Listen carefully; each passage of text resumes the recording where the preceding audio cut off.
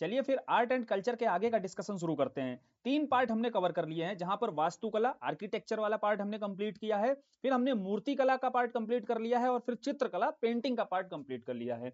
तो ये 3 भाग आप अच्छे से कर चुके हैं। अब इसके आगे जो भाग है वो धर्म और दर्शन, इंडियन धर्म एंड फिलॉसफी की बात की जाएगी। यहां ध्यान रखियो, धर्म की बात जब भी की जाएगी तो ये धर्म आप कंफ्यूज मत होना रिलीजन से। जो वेस्टर्न आपकी जो सोसाइटी है वहां पर जो रिलीजन है ये धर्म का पर्यायवाची, या आप समझो कि धर्म का इंग्लिश ट्रांसलेशन नहीं है, फिर इस धर्म का इंग्लिश मतलब भी है आपका धर्मा ही लिखा जाता है, ठीक है। और वहां जो पंथ है ना, पंथ को इंग्लिश ट्रांसलेट करके रिलीजन के रूप में समझना चाहिए। ये धर्म वहां से अलग कैसे है, इसको जब आप अभी फिलॉसफी एक एक रिलीजन को फिलॉसफी के साथ जोड़ करके जब समझोगे तो इजीली आपको क्लियर हो जाएगा। समझो बात को, यहां पर जो भी प्रश्न आपके यूपीपीसीएस में आए हुए हैं ना, वो धर्म और दर्शन को जोड़कर पूछे गए हैं, और वो भी उसकी प्रासंगिकता को जोड़कर पूछा गया है। जैसे बौद्ध धर्म पर जब क्वेश्चन बनाया गया तो बौद्ध धर्म और पूछा गया आज के समय में, आज वैश्विक शांति बनाए रखने के लिए इसकी क्या प्रासंगिकता है, इसका रेलिवेंस क्या है। तो ऐसे आपके प्रश्न बनाए जाते हैं। ये प्रश्न आप तभी सॉल्व कर पाओगे जब उसकी आप टीचिंग्स को समझोगे। बौद्ध धर्म में अब जैन धर्म से पूछा जाएगा तो जैन धर्म की शिक्षाओं को जब आप समझोगे तो वह प्रश्न इजिली आप टैकल कर लोगे। वैसे ही जब हिंदू धर्म से जोड़कर या वैदिक धर्म से जोड़ करके, चाहे इसको बोलो सनातन धर्म से जोड़ करके, अगर आपसे पूछा जाएगा आज के समय प्रासंगिकता क्या है, तो एटलीस्ट आपको हिंदू धर्म की जो शिक्षाएं हैं या उसकी विशेषताएं हैं या उसमें जो दार्शनिक बातें की गई हैं, उन बातों की समझ जब तक नहीं होगी तब तक आप कैसे लिख पाओगे, है ना। तो हम उसी को समझेंगे और वो भी बिल्कुल उसी आधार पर समझेंगे जैसे हमारे प्रश्न बनाए गए हैं। बिल्कुल इधर उधर, बिल्कुल टॉपिक से हटके बात नहीं करेंगे। तो सबसे पहले तो धर्म और दर्शन पर आते हैं। तो दर्शन कितनी शाखाओं के अंतर्गत समझा जाता है, एक आउटलाइन समझ लेते हैं। एक आउटलाइन जब आपकी क्लियर हो जाएगी ना तो टॉपिक आपको इजीली समझ में आएगा। जैसे जो इंडियन फिलॉसफी है वो 3 शाखाओं में बांटकर हमारी पढ़ी जाती है। अब जब फिलॉसफी आप पढ़ोगे ना, जब फिलॉसफी को पढ़ोगे तो डिटेल से वहां पर पढ़नी होती है, यहाँ केवल आप ऊपर ऊपर चीजों को समझ लो। जैसे यहाँ 3 पार्ट इसके होते हैं, एक होता है अपना मेटाफिजिक्स, दूसरा होता है आपका एपिस्टिमोलॉजी और तीसरा आपका होता है एथिक्स। ठीक है, ये नोट्स में देखो प्रॉपर दिया हुआ है, यहां समझते हुए चलो। तो मेटाफिजिक्स, फिजिक्स से मेटा मतलब आगे इतर जाकर के चीजों को जहां पर अध्ययन किया जाता है वो मेटाफिजिक्स, जिसे तत्व मीमांसा कहते हो। मतलब कोई भी तत्व, कोई भी आप जो भी देख रहे हो उसके पीछे के एलिमेंट को खोजने की कोशिश करते हो, तत्व को जानने की कोशिश करते हो, वही आपका मेटाफिजिक्स के अंतर्गत आता है। फिर जो आपका ज्ञान मीमांसा क्या होता है, दूसरा हम देख रहे हैं ज्ञान मीमांसा। ज्ञान मीमांसा का मतलब है जो हमने तत्व मीमांसा में चीजें देखी उसके पीछे के ज्ञान को अर्जित करना, यानी कि यह जानने की कोशिश करना आखिर ऐसा है तो क्यों है। जैसे इलेक्ट्रॉन प्रोटॉन न्यूट्रॉन, एक एग्जांपल समझते हैं। हमने देखा कि जो परमाणु है इलेक्ट्रॉन प्रोटॉन और न्यूट्रॉन से बना हुआ है। अब बोले हम जानने की कोशिश करेंगे कि इलेक्ट्रॉन प्रोटॉन और न्यूट्रॉन जो है ये जो घूम रहे हैं ना, ये क्यों घूम रहे हैं, वो हम ज्ञान मीमांसा के तहत जानने की कोशिश करेंगे। समझ में आया कि मेटाफिजिक्स और एपिस्टेमोलॉजी क्या होता है, इसमें अंतर डिफरेंस क्या होता है, ये बेसिक डिफरेंस होता है। और तीसरी जो भाग होता है, तीसरा भाग एथिक्स होता है, नीति मीमांसा, यानी कि व्यवहारिक रूप से हम जिन्हें लागू कर सकते हैं अपने जीवन में, वो आपका इंडियन फिलॉसफी का तीसरा पार्ट होता है। एक एग्जाम्पल से समझते हैं, जैन धर्म का एग्जांपल लेते हैं। देखो समझना, खाली ये तीनों जो टर्म्स हैं, जो तीनों शाखाएं हैं, वो बिल्कुल ऊपर ऊपर आपको इजीली आसान भाषा में अगर समझ में आ जाएंगी तो फिर आप आगे जो धर्म और दर्शन से जुड़े हुए जितने टॉपिक आपके एग्जाम में आए हुए हैं वो इजीली समझ पाओगे। जैसे जैन धर्म का लेते हैं। अब जैन धर्म में जो बात की गई है मेटाफिजिक्स के अंतर्गत, जो एपिस्टेमोलॉजी के अंतर्गत या एथिक्स के अंतर्गत कैसे इसको हम डिफाइन करेंगे, किसका अध्ययन करते हैं, तो जो आपका जैन धर्म में बोला जाता है कि भैया ईश्वर नहीं है ना, तो ये लोग अनीश्वरवादी हैं। अब अनीश्वरवादी हैं तो ये ज्ञान के माध्यम से इन्होंने अर्जित किया, बताएंगे जो थॉट्स देंगे वो आप ज्ञान मीमांसा के अंतर्गत समझने की कोशिश करोगे। वहीं जब आप तत्व मीमांसा के अंतर्गत जाओगे तो जैन धर्म में ही आप यह देखोगे कि ये लोग बताते हैं कि रीबर्थ का कॉन्सेप्ट होता है, यानी कि ये रीबर्थ का कॉन्सेप्ट मानते हैं, तो पुनर्जन्म के सिद्धांत को मानते हैं। वहां तत्व मीमांसा के अंतर्गत आप समझोगे कि भाई ये लोग पुनर्जन्म के सिद्धांत को मानते हैं। फिर आगे ज्ञान आदि के माध्यम से आत्मा के कॉन्सेप्ट को भी मानते हैं ना, बहुत सारी आत्माएं हैं और इसी आधार पर ये पुनर्जन्म के सिद्धांत को मानते हैं। तो ज्ञानवर्धक बातें एपिस्टेमोलॉजी के अंतर्गत ये ज्ञान मीमांसा में बताएंगे कि भाई आत्मा भी होती है, और दूसरी बात इन्होंने यह भी बताया कि ईश्वर नहीं होता है, अनीश्वरवादी भी हैं। तो ये एपिस्टेमोलॉजी के अंतर्गत हम भारतीय दर्शन में इसका अध्ययन करेंगे। फिर तीसरी बात आती है एथिक्स की। अब एथिक्स में क्या बताते हैं कि क्या व्यवहार में क्या हमें लागू करना चाहिए अपने जीवन में, जिसके माध्यम से आपको कैवल्य की प्राप्ति हो सके। अभी हम जैन धर्म नहीं देख रहे हैं, केवल ये जो शाखाएं बांटी गई हैं ना, विभाजित की गई हैं, इसके अंतर्गत अध्ययन कैसे किया जाता है। तो तीसरी एथिक्स की जो है, अब हम जैन धर्म में त्रिरत्ना की बात करते हैं, यानी कि जैन धर्म में अगर आपको कैवल्य की प्राप्ति करनी है तो जो त्रिरत्ना बताए गए हैं जैन धर्म में उन त्रिरत्नों को पालन करना होगा। उन त्रिरत्नों का पालन आप कैसे, वही आपका नीति मीमांसा के अंतर्गत आता है, एथिक्स के अंतर्गत आता है। समझ में आया? तो ये जो 3 शाखाओं में बांटा गया, 3 शाखाओं को एग्जाम्पल से समझाने की कोशिश। अब आते हैं भाई हिंदू धर्म पर, सीधे चलते हैं ना, हिंदू धर्म या वैदिक धर्म पर चलते हैं। तो इसकी विशेषताओं को जानने से पहले हमें ये स्कूल ऑफ थॉट्स को समझ लेना चाहिए। 2 तरीके के स्कूल ऑफ थॉट्स विकसित होते हैं। 2 तरीके के स्कूल ऑफ थॉट्स कौन से हैं? पहला आपका कहलाता है ऑर्थोडॉक्स, दूसरा है देखो हेटेरोडॉक्स। अभी ऑर्थोडॉक्स क्या होता है, हेटेरोडॉक्स क्या होता है, ये समझ लो। ऑर्थोडॉक्स का मतलब है आपका आस्तिक वर्ग जो है, और हेटेरोडॉक्स है नास्तिक। और आस्तिक और नास्तिक कैसे देखा गया है? वेदों के आधार पे। देखो तत्कालीन समाज में वेदों की मान्यता थी। शुरुआती दौर में जब आओगे, वैदिक संस्कृति पढ़ोगे, वहां पर ऋग्वेद और उत्तर वेद में जब जाओगे, तो यानी कि इस वैदिक मान्यता के आधार पर 2 स्कूल ऑफ थॉट्स आपके बटे हुए दिखाई देते हैं भारतीय दर्शन में। पहला स्कूल ऑफ थॉट जो है वो ऑर्थोडॉक्स वह कहलाता है जो वेदों की मान्यताओं को प्रमाणिकता देता है, यानी कि वेदों की मान्यताओं के आधार पर ही जो चलता है वो आपका स्कूल ऑफ थॉट्स ऑर्थोडॉक्स कहलाता है। क्लियर हुआ? दूसरा जो हेटेरोडॉक्स है, जो नास्तिक स्कूल ऑफ थॉट है, तो नास्तिक वो हैं जो वेदों की मान्यताओं को नहीं मानते हैं, यानी कि वेदों में कही गई बातें ही अकाट्य सत्य नहीं है, तो फिर वो अपनी नई परंपराएं गढ़ेंगे, नए सिद्धांत देंगे, और वहां से जो नए धर्मों का या नए दार्शनिक विचारों का जो उद्भव होगा वही आपका हेटेरोडॉक्स कहलाएगा, जिसमें बौद्ध धर्म, जैन धर्म और चारवाक धर्म, 3 दर्शन आपको प्रमुख रूप से दिखाई देंगे। चौथा जो आजीवक है, ये जैन दर्शन से ही निकल कर आया, यानी कि जो जैन फिलॉसफी थी, इस जैन फिलॉसफी से ही निकलकर आपका आजीवक संप्रदाय भी आता है। आजीवक भी पढ़ते होंगे आप, है ना, जब हम लोग मौर्य काल में अशोक और दशरथ के बारे में पढ़ते हैं, तो वहां आजीवक संप्रदाय के लिए जो पहाड़ियों दान में की गई थी, वहां आजीवक संप्रदाय की चर्चा आती है, रेफरेंस आता है वहां पर, ठीक है। तो ये दार्शनिक विचार थे। अब बोले जो ऑर्थोडॉक्स वाले वैदिक मान्यताओं को या वेदों की परंपराओं को मानते हैं, वहां पर आपके 6 दर्शन आते हैं, यानी कि मोक्ष की प्राप्ति के लिए जो 6 मार्ग बताए गए वही आपके 6 दर्शन कहलाते हैं। और 6 दर्शन मतलब 6 जो दर्शन है, कौन से 6 दर्शन है? एक तो न्याय वैशेषिक है, और न्याय वैशेषिक को इसलिए एक साथ जोड़ा जाता है क्योंकि यहाँ जो बातें बताई गई है ना, इन्होंने जो मार्ग बताए हैं उन मार्गों में बहुत सिमिलरिटी है। ये जो सैद्धांतिक रूप से न्याय दर्शन में बातें की जाएंगी, एग्जाम्पल के तौर पर जैसे कपिल मुनि के द्वारा जो सैद्धांतिक तौर पर बातें कही जाएंगी, वही वैशेषिक दर्शन में उसे प्रैक्टिकली उतारने की कोशिश की जाएगी। इसीलिए न्याय और वैशेषिक को एक साथ पढ़ते हैं, सांख्य और योग दर्शन को एक साथ पढ़ा जाता है, और 5वां छठा है आपका मीमांसा और वेदांता, इसे एक साथ पढ़ा जाता है। तो ये हम देखो, जो छठ दर्शन है, जो षट दर्शन है, उसको पढ़ा जाता है एक साथ, 2-2 कपल बनाकर क्यों पढ़ते हैं? क्योंकि दोनों बातों, जो दोनों ही दर्शन है, उसमें कही गई बातों में सिमिलरिटी बहुत ज्यादा है। इसलिए हम यहाँ पर ऑर्थोडॉक्स में ये जो षट दर्शन है, जो मोक्ष प्राप्ति के लिए 6 मार्ग बताए गए हैं, इनके अंतर्गत अध्ययन किया जाता है, ठीक है। प्रीलिम्स में देखो हम इनको याद करते रहते हैं कैसे। न्याय दर्शन किसने दिया? सांख्य दर्शन किसने दिया? योग दर्शन किसने दिया?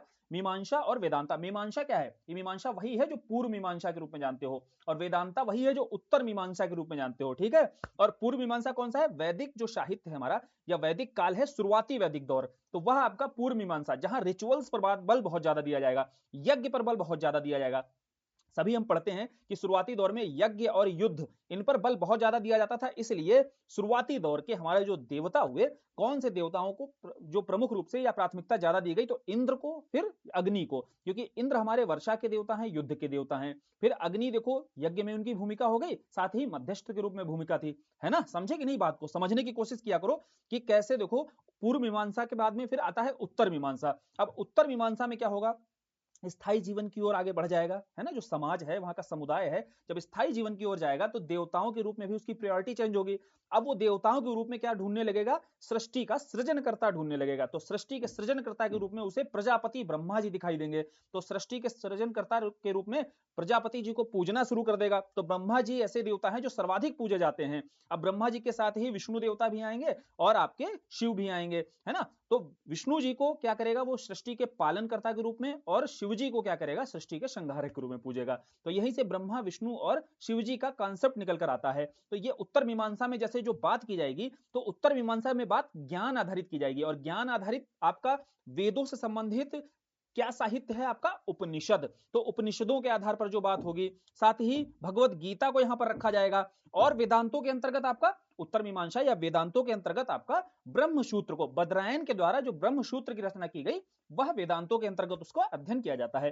साथ ही साथ कुछ थॉट्स और हम पढ़ते हैं, जैसे अद्वैतवाद पढ़ते हो ना, तो अद्वैतवाद जो शंकराचार्य का अद्वैतवाद है उसका सब क्लास आगे और बढ़ता चला जाएगा, क्योंकि सर्वाधिक जो लोकप्रियता है वो पूर्व मीमांसा के बाद उत्तर मीमांसा, आज के समय में सर्वाधिक जो लोकप्रिय है उत्तर मीमांसा है। तो उत्तर मीमांसा के अंतर्गत देखो भगवत गीता को आप समझते हो, उपनिषद समझते हो और आप ब्रह्मसूत्र समझते हो, ये तीन थॉट्स थे ना। और इसके अंतर्गत सब क्लास के अंतर्गत और नए स्कूल ऑफ थॉट्स आते हैं, और नए स्कूल ऑफ थॉट्स में प्रमुख रूप से जो अद्वैतवाद का एक दर्शन आता है शंकराचार्य जी के द्वारा, जिन्होंने 4 मठ की स्थापना करके इस दर्शन को पूरे भारत में फैलाने की, प्रचार प्रसार करने की कोशिश की थी, है ना। उसके बाद में नया दर्शन निकल कर आता है जो आपका द्वैताद्वैतवाद है ना, द्वैतावाद, सॉरी द्वैतवाद जिसकी बात करते हैं। द्वैतवाद किसका था? द्वैतवाद आपको बताना है माधवाचार्य का था। अब इन्होंने द्वैतवाद का जो कॉन्सेप्ट दिया, अद्वैतवाद मतलब होता है अद्वैत, जो दो ना हो, यानी कि ब्रह्म और जीवात्मा, ब्रह्मात्मा और जीवात्मा दोनों एक ही हैं। ज्ञान के माध्यम से जब आपको ज्ञान अर्जन हो जाएगा तो ब्रह्म और जो आपका जीव आत्मा है, जीव दोनों एक हो जाएंगे। और ऐसा एग्जाम्पल अभी वर्तमान समय में जो आईआईटी बाबा बहुत वायरल हो रहे हैं, तो अद्वैतवाद के दर्शन पर ही बात करते हैं। आप ध्यान से सुनो अगर, तो कभी क्या कहते हैं कि मैं जीव हूं, कभी बोलते हैं मैं ही ब्रह्म हूं, मैं ही शिव हूं। ठीक है, तो यही अद्वैतवाद का ही दर्शन है, उन्होंने अच्छे से अध्ययन किया हुआ है, इस पर अच्छे से पढ़ा हुआ है। तो वही बातें वो बोलते हैं कि भाई ज्ञान की आपको प्राप्ति हो जाएगी। तो अहम ब्रह्मास्मि का जो कॉन्सेप्ट आया था वो यहीं से निकल कर आया था। कहां से? उत्तर मीमांसा का ही जो दर्शन है आपका, इसके अंतर्गत आप अद्वैतवाद का दर्शन जो शंकराचार्य जी का है, जहां अहम ब्रह्मास्मि की बात की जाती है। एक दिन अगर आपको ज्ञान की प्राप्ति होगी तो अहम ब्रह्मास्मि की स्थिति में आप स्वयं आ जाएंगे। ठीक है, फिर दूसरा द्वैतवाद आता है, वहां बोला जाता है कि ब्रह्म और जीव दोनों अलग अलग हैं, तो वो द्वैतवाद का दर्शन था। फिर विशिष्टाद्वैत का दर्शन आता है। विशिष्टाद्वैत में कहा जाता है दो तो हैं लेकिन दोनों के अपने अलग अलग मायने हैं। तो वहां समझाने की कोशिश की गई है ब्रह्म और जीव दोनों को अलग ही रहने दो, और बशर्ते यहां पर भक्ति के माध्यम से जो मार्ग बनाया वो भक्ति मार्ग बताया। वहीं शंकराचार्य जी ने ज्ञान मार्ग बताया और यहां पर भक्ति मार्ग बताया गया। यहीं से आगे निकल कर आएंगे भक्ति आंदोलन। ठीक है, जब हम भक्ति आंदोलन पढ़ेंगे ना तो यहीं से ये जननी है उनके मार्ग की। ठीक है, कैसे हम रामानुजाचार्य के जो दर्शन था वहां से भक्ति मार्ग को एक नींव मिलती है, एक शुरुआत मिलती है। समझ में आ गया? तो ये 6 दर्शन थे। इन 6 दर्शन को इतना डिटेल से इसलिए समझाया ताकि ये नोट्स में जब आपको मिले तो आसानी से समझ में आए। फिर भैया ये ऑर्थोडॉक्स था, वेद परंपराओं पर चलने वाला, इसी का विरोध करते हुए समझ लो आप। और इसका विरोध क्यों हुआ, अभी बौद्ध जैन जब एक एक करके पढ़ेंगे ना, बौद्ध पर आएंगे तो वहां ही समझ लेंगे। तो वो वेदों में कही गई बातों को सत्य नहीं मानते हैं, अकाट सत्य नहीं मानते हैं, क्योंकि उससे जो समस्याएं निकल कर आई उन समस्याओं का समाधान खोजते हुए ही नई दार्शनिक शाखाएं हमारे सामने आई। वो दार्शनिक शाखाएं थी बौद्ध, जैन, चारवाक। ठीक, इनका दर्शन अभी एक एक करके हम जब ये पढ़ेंगे ना, अपनी चीजें पढ़ते चलेंगे, नोट्स पढ़ते चलेंगे, उसके साथ सीखते चलेंगे। ठीक, अब मोटा मोटा आपकी आउटलाइन क्लियर हो गई होगी कि भाई दर्शन जो है, भारतीय धर्म और दर्शन बेहद जटिल चीज है। अब इस जटिल चीज को समझने के लिए अंतिम उद्देश्य सबका क्या है? सभी दर्शनों के कोर में आध्यात्मिकता है और सभी का मुख्य लक्ष्य क्या है? मोक्ष की प्राप्ति, जिसे वैदिक धर्म में मोक्ष कहा गया है, बौद्ध धर्म में उसको क्या कहा गया है? निर्वाण कहा गया है, जैन धर्म में उसी को कैवल्य कहा गया है। तीनों का मतलब एकदम एक ही है, तीनों का ही मतलब है कि भाई हमें मोक्ष की प्राप्ति। और मोक्ष क्या होता है? बर्थ और रिबर्थ के साइकिल से, जो एक साइकिल चल रही है ना, बर्थ, जन्म हुआ, फिर पुनर्जन्म हुआ, और फिर जन्म हुआ, पुनर्जन्म हुआ, इसी की साइकिल में फंसे रहोगे। और इसी साइकिल में जब तक फंसे रहोगे, जब तक तुम्हें मोक्ष की प्राप्ति नहीं हो जाएगी या निर्वाण की प्राप्ति नहीं हो जाएगी। और इससे निकलने के लिए ही जो मार्ग बताए गए हैं, जैसे वैदिक जो धर्म हमने पढ़ा, यहाँ षट दर्शन 6 मार्ग बता दिए गए। बौद्ध आओगे तो वहां अष्टांगिक मार्ग बता दिया है, और जब जैन आओगे तो वहां त्रिरत्ना का मार्ग बता दिया है। यही तो बताया गया है। कोर में सबके देखो क्या है? कोर में सबके है मोक्ष की प्राप्ति करना, है ना। इस माया जाल से बाहर निकलना, इस माया जाल से निकलने के तरीके सबने अलग अलग बता दिए हैं। उन्हीं सबको हम उनकी शिक्षाओं के रूप में या दर्शन के रूप में पढ़ते हैं। समझ में आया? क्लियर है कि नहीं? बहुत आसान बनाकर चीजों को समझोगे तो सारे दर्शन और सभी की शिक्षाएं सभी धर्मों की इजिली समझ में आएंगी। और धर्म और आपका पंथ दोनों में अंतर स्पष्ट समझ लेना। जैसे अब हिंदू धर्म और दर्शन की विशेषताएं करते हैं। हिंदू धर्म और दर्शन की विशेषताओं पर जब प्रश्न पूछा जाएगा तो ये क्लियर रखो अपने दिमाग में कि जीवन जीने की एक पद्धति है हिंदू, है ना। हिंदू धर्म जो है आपको एक रिलीजन से, देखो रिलीजन के तौर पर अगर समझोगे ना इसको, या इसको देखकर आप रिलीजन के तौर पर केवल लिखने की कोशिश करोगे तो उसकी जो टीचिंग्स है ना, उन टीचिंग्स को नहीं समझ पाओगे। क्योंकि ये जीवन जीने की एक पद्धति है, तो जीवन यापन के लिए जो नियम, पद्धति या आपके कंडक्ट्स जो बनाए गए थे ना, उन नियमों को ही आपको यहाँ अपने उत्तर में शामिल करने की कोशिश करनी है। तो क्या नियम थे उस समय? उस समय जो आपकी कार्य पद्धतियां थी उन्हें कोडिफाई किया गया। अब कोडिफाई मतलब आचार्य संहिता जिसे बोलते हो, तो उन्हें कोडिफाई करके ही आपका एक हिंदू धर्म की कार्य पद्धति आपके सामने आती है। क्या तय हुआ? वहां पर तय होता है एक आश्रम व्यवस्था होनी चाहिए। आश्रम व्यवस्था क्या थी? 4 आश्रम व्यवस्थाएं तय की गई हिंदू धर्म के अंतर्गत। कौन कौन सी? सबसे पहले देखो आपकी ब्रह्मचर्य है, फिर आपकी गृहस्थ है, फिर वानप्रस्थ है और फिर आपकी संन्यास है। तो आमतौर पर यहां माना गया कि व्यक्ति का जो जीवन काल होता है, किसी भी व्यक्ति का जीवन काल 100 वर्ष होता है। ठीक, अब 100 वर्षों में 25 25 25 चारों अवस्थाओं को, चारों आश्रम अवस्थाओं को 25 25 वर्ष दे दिए गए। 25 वर्ष तक व्यक्ति ब्रह्मचर्य का पालन करेगा, फिर वह 25 से 50 साल में गृहस्थ में जाएगा और फिर 50 से 75 में वानप्रस्थ में जाएगा और अंततः 75 के बाद वह व्यक्ति जो है संन्यास को ग्रहण करेगा। ठीक, ये कार्य पद्धति या जीवन जीने की पद्धति समझ में आया क्यों बोला जाता है इसको? इसीलिए बोला जाता है कि ये जो नियम कानून आदि तय किए गए, उस आधार पर जो तत्कालीन समाज में उस समय उस काल में जो पूरा समुदाय था, वो सारा समुदाय हिंदू था, क्योंकि सभी इसी तरीके की जो पद्धतियां थी, जीवन पद्धतियां थी, उनका अनुसरण कर रहा था। समझे क्यों हिंदू धर्म बोला जाता है ये कि जीवन पद्धति है? ये सुप्रीम कोर्ट के द्वारा भी यह टिप्पणी क्यों की गई, उसको समझ लेना आज अच्छे से। फिर साथ ही यह बोला गया कि 4 पुरुषार्थों का भी पालन करना चाहिए। देखो 4 पुरुषार्थ जब तक नहीं अपनाए जाएंगे ना, तब तक उसका सर्वांगीण विकास नहीं हो सकता है। अब पूरा सर्वांगीण चौतरफा विकास के लिए उसको 4 पुरुषार्थों का पालन करना। पुरुषार्थ क्या है भैया? पहला है धर्म। यहां धर्म का मतलब है नैतिक नियम, है ना? उसके जीवन में जो नैतिक नियम है उसे धर्म के रूप में समझना चाहिए। अर्थ प्रॉस्पेरिटी की बात करनी चाहिए, काम सुख की बात करनी चाहिए। और मोक्ष मतलब आप मोक्ष तो आप समझ ही रहे हो, मोक्ष की अंततः मोक्ष पर ही आ जाता है व्यक्ति। अब यहीं पर चारवाक सिद्धांत को समझ लेते हैं। ठीक, यहीं जोड़कर समझ लेते हैं ताकि आसानी से आपको चारवाक सिद्धांत समझ में आए। देखो जितने भी धर्म है सभी नैतिक नियमों की, यानी कि नीतिगत, आपको एथिकली सही रहना है। सभी धर्मों के कोर में है ये। और एथिकली क्यों सही रहना है, उसके पीछे कॉन्सेप्ट क्या दिया जाता है? जैसे ये वैदिक धर्म पर आएंगे तो वैदिक धर्म पे जैसे कर्म नियम, कर्म का सिद्धांत दिया जाता है। ठीक, भगवत गीता में भी कर्म के सिद्धांत पर बात की गई है। अब कर्म का सिद्धांत ये कहता है कि जैसा कर्म करोगे वैसा ही आपके सामने परिणाम आएगा।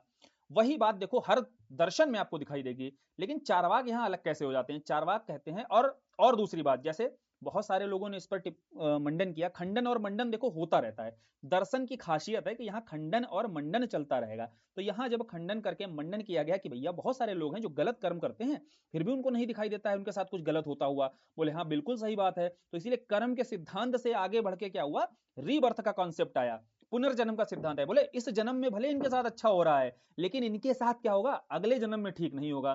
तो ये रीबर्थ का कॉन्सेप्ट क्यों डाला गया, ये समझ में आया? तो रीबर्थ का कॉन्सेप्ट आया। फिर यहीं पर ईश्वर पूजा आएगी, है ना? ईश्वर की पूजा करेगा इंसान, स्वाभाविक सी बात है, अपने गलत कर्मों से बचने के लिए या कुछ बेहतर के जीवन में कुछ बेहतर करने के लिए। ये सारी चीजें ना, जो भी जीवन पद्धतियां जोड़ी गई हैं एक दूसरे से, आप अगर कनेक्ट करके पढ़ोगे ना तो आसानी से आपको समझ में आएंगी। तो धर्म के आधार पर फिर अर्थ पे जाएगा व्यक्ति, काम पर जाएगा, मोक्ष पर जाएगा। अब चारवाक कहां पर, चारवाक का फोकस कहां पर रहता है? चारवाक का काम वाले पुरुषार्थ पर ज्यादा फोकस रहता है, यानी कि सुख वाले पर। और सुख भी कैसा? जो भारतीय दर्शन है या भारतीय या वैदिक धर्म है, ये किस तरीके की सुख की बात करेगा? आध्यात्मिक सुख की, मानसिक सुख की ज्यादा बात करेगा। लेकिन जब चारवाक का दर्शन आता है, और दर्शन का नाम है लोकायत दर्शन, आप लोग पढ़ते हो ना, तो लोकायत दर्शन में आम जन का दर्शन, और आम जन के दर्शन में चारवाक बोलते हैं कि भैया काम वाले जो पुरुषार्थ है इस पर ज्यादा बल देना चाहिए व्यक्ति को, क्योंकि रीबर्थ जैसी चीज होती नहीं है, ईश्वर जैसी चीज होती नहीं है, आत्मा जैसी चीज होती नहीं है। तो हम भैया जिए क्यों? हमें जितना भी जीना है, जिंदगी मिली हुई है, उसको खुश रह के मस्त रहकर जीना चाहिए। बोलते हैं ना, जब तक जियो सुख से जियो, घी ऋण लेकर के घी को पियो, है ना? ये चारवाक का कथन है कि जब तक जियो सुखी जियो, ऋण लेकर घी को पियो। तो बोले काम वाले जो पुरुषार्थ पर है ये ज्यादा बल दिया गया है इनके दर्शन में। और आम जन आप देखते होंगे जो भौतिक मेटेरियलिस्टिक चीजों पर ज्यादा फोकस रहते हैं, वो इसी तरीके का जीवन यापन करते हैं। ठीक है, तो ये चारवाक का दर्शन है। और चारवाक का दर्शन बहुत सारे आम जन को उस समय पसंद भी आया। क्यों पसंद आया? क्योंकि उनके जो कार्य करने की शैली थी, उस कार्य करने की शैली के आधार पर ही इनका दर्शन टिका हुआ था। तो वैसे और भारतीय जो दर्शन है, भारतीय फिलॉसफी के जो रेस्ट दर्शन हैं, जैसे वैदिक दर्शन है, ये थोड़ा सा जटिल होते हैं, क्योंकि यहाँ इच्छाओं का त्याग करना पड़ता है और ये आसान नहीं होता है आम जन के लिए। तो ये सारी चीजें हैं हमने, और इसके थ्रू देखो हमने चारवाक का दर्शन भी समझ लिया। अब 16 संस्कारों की बात की गई। देखो व्यक्ति के जन्म से लेकर के, गर्भ से लेकर के आगे अंत्येष्टि तक के, है ना, जब अंत्येष्टि संस्कार होता है वहां तक के लिए 16 संस्कार बताए गए। व्यक्ति का जीवन अनुशासित रखना है तो मध्य में कई सारे संस्कार आएंगे। जैसे जन्म के समय उसके संस्कार दिखाई देगा अलग, आपका उपनयन संस्कार दिखाई देगा मध्य में। तो ऐसे 16 संस्कार हैं, आपको रटने नहीं है, बस इतना जानना है कि अनुशासित जीवन के लिए 16 संस्कारों को पालन, 16 संस्कारों का पालन अवश्य करना चाहिए वैदिक धर्म के अंतर्गत या हिंदू धर्म के अंतर्गत। फिर वर्ण व्यवस्था की बात की गई। देखो वर्ण व्यवस्था की बात जब ऋग वैदिक काल में आओगे और उत्तर वैदिक काल में आओगे, दोनों जगहों पर वर्ण व्यवस्था का जो स्वरूप है वो बदल जाता है। बोले क्यों बदल जाता है, ये समझते हैं। देखो शुरुआती दौर में वर्ण व्यवस्था कैसी रहती है, जन्म आधारित रहती है ना, यानी कि सॉरी कर्म आधारित रहती है। देखो जन्म आधारित तो आगे बदल जाती है, परिवर्तित होती है। क्यों परिवर्तित होती है, और उसी का ही एक परिणाम होता है कि बौद्ध और जैन जैसे धर्मों का उदय होगा या इन दर्शनों का उदय होगा। कर्म आधारित जो रहती है, वहां जो जिस धर्म में हुआ पैदा हुआ, जो जिस वर्ण में सॉरी पैदा हुआ, उसी वर्ण में रहेगा वह व्यक्ति। और वहीं जब जन्म आधारित थी, तो जन्म आधारित के देखो यहां पर कंफ्यूजन थोड़ा सा हो गया, सुनो।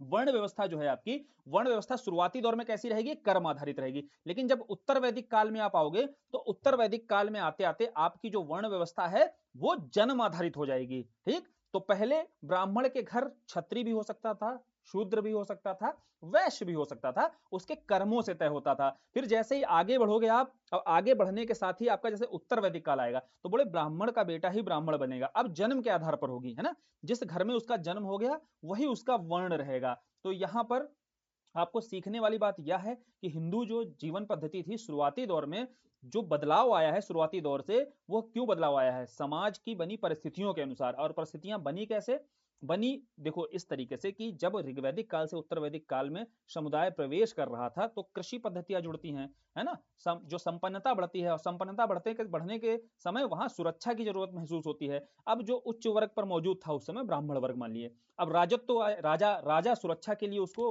राजा की जरूरत महसूस हुई। तो जब राजा आता है तो उसके राजत्व सिद्धांत को भी मान्यता देनी है।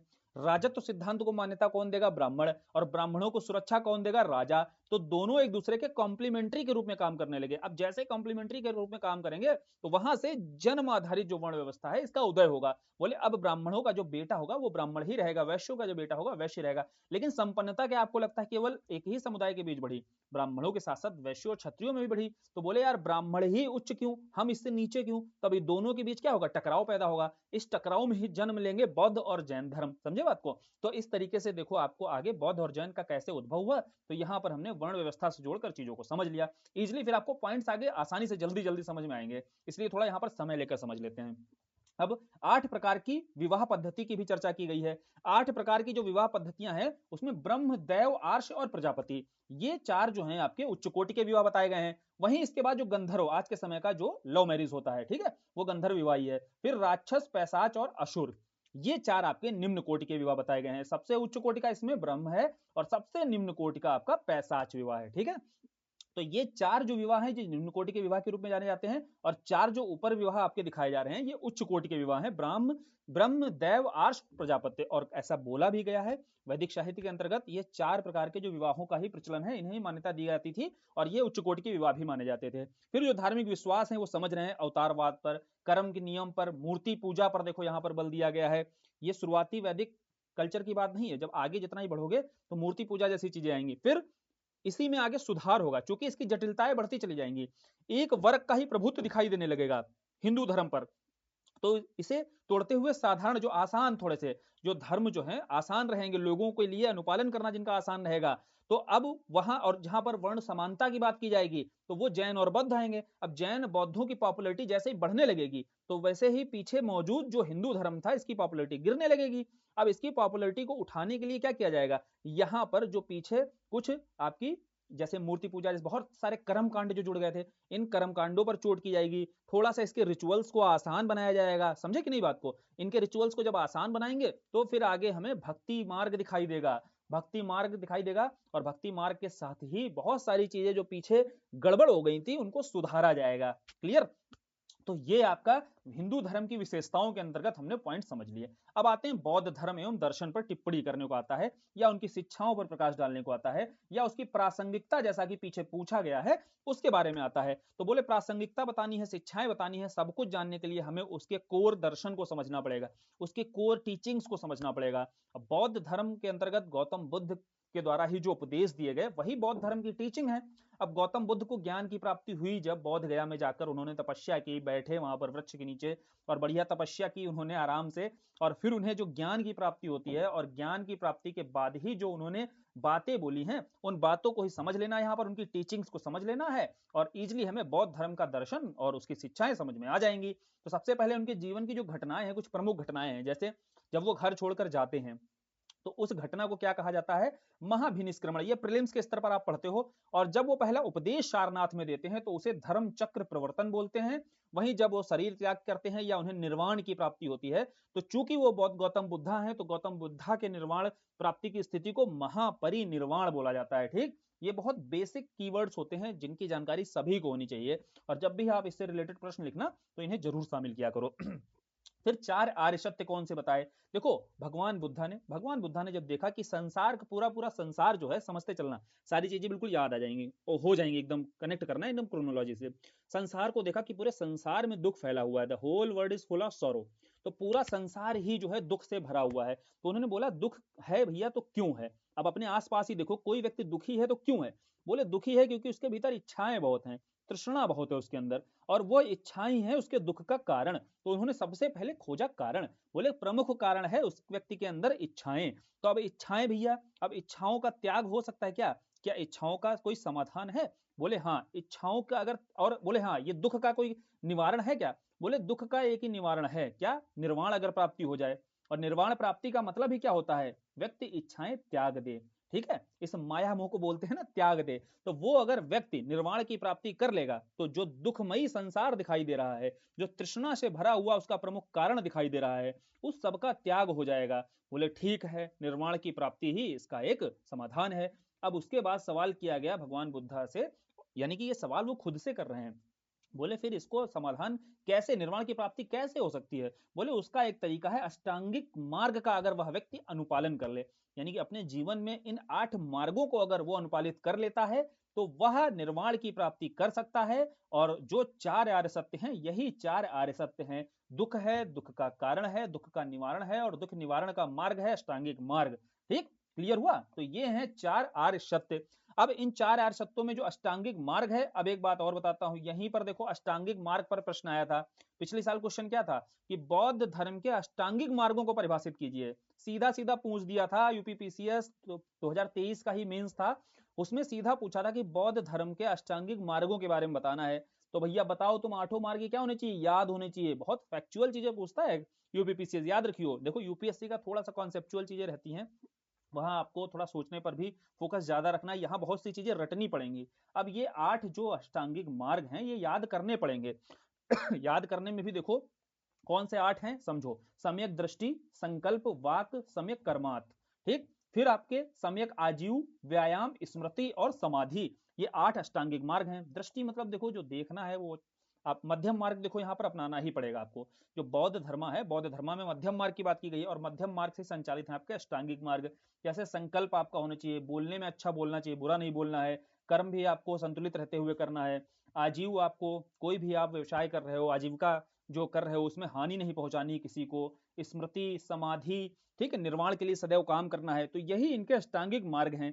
इन अष्टांगिक मार्गों को ये व्यक्ति अगर अपने जीवन में उतार लेगा तो उसे निर्वाण की प्राप्ति हो जाएगी। ध्यान रखियो, निर्वाण यहाँ बोला जाएगा। बौद्ध धर्म की बात करोगे यहाँ निर्वाण बोलो, जैन धर्म की बात करोगे तो वहां कैवल्य बोलो उसको, और जब वैदिक धर्म की बात करो तो वहां मोक्ष बोलो। बात एक ही है, शब्द अलग अलग गढ़ दिए गए हैं। ठीक, फिर इन्होंने एक दर्शन दिया, उस दर्शन का नाम था क्षणिकवाद, जिसको क्या पढ़ते हो, नथिंग इज परमानेंट, कुछ भी परमानेंट नहीं है, हर चीज क्षणिक है। ठीक है, एवरीथिंग इज टेम्परेरी।